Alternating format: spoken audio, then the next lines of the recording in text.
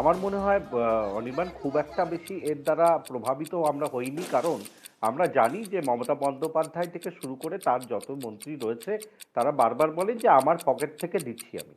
এবার ঘটনা হচ্ছে যে এই ডিএটা তো মৌলিক অধিকার নয়, মেনে নিলাম, কোনো আইনি অধিকার নয়, কিছুই নয়। হুম। মানে ডিএ দেয়া যাবে না। এবং প্রতিবার তোমরা দেখবে যে মমতা বন্দ্যোপাধ্যায় ধর্মঘটের মুখ ছিলেন, ধর্মঘটকে অন্য জায়গায় নিয়ে গেছিলেন। তিনি আজকে অর্থ দপ্তরের মাধ্যমে একটা নোটিশ জারি করেন, অডিট দপ্তরের মাধ্যমে, যে সকল সরকারি কর্মচারীকে আজকে কোনো ক্যাজুয়াল লিভ, অন্য কোনো লিভ দেওয়া হবে না। হুম। তাহলে তোমার বিষয়টা হচ্ছে যে প্রথমেই উনি চাইছেন যে সরকারি কর্মচারীদের এই ডিএটা দেয়া যাবে না।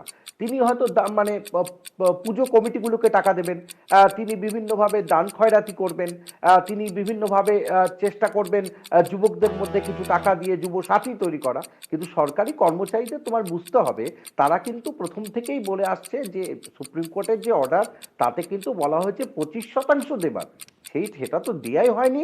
এবং হুম। 75% বলা হয়েছিল একটা কমিটির মাধ্যমে করবার। এবং সেইটা কিন্তু হাস্যকর বিষয়, তার জন্য কিন্তু একটা কমিটি দিয়ে তৈরি করে ফেলেছেন। তার মানে সুপ্রিম কোর্টের সুপ্রিম আদেশও মানছে না।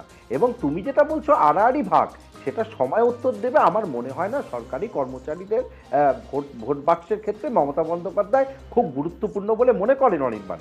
যদি মনে বেশ। করতেন তাহলে তিনি গুরুত্ব দিতেন। ওই বেশ। পোস্টাল ব্যালটের কথা একটু আগে শতরূপ বললে একদম ঠিক কথা।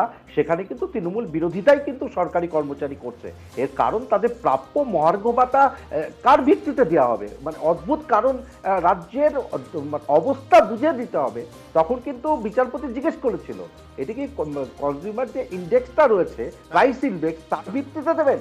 তখন কোনো উত্তর ছিল না। মানে খুব আজব যুক্তি, একটা আজব দুনিয়ায় আমরা বাস করছি, বেশ। যে রাজ্য সরকারি কর্মচারীদের মহার্ঘ ভাতা দিতে এত কুণ্ঠিত বোধ করছে রাজ্য সরকার।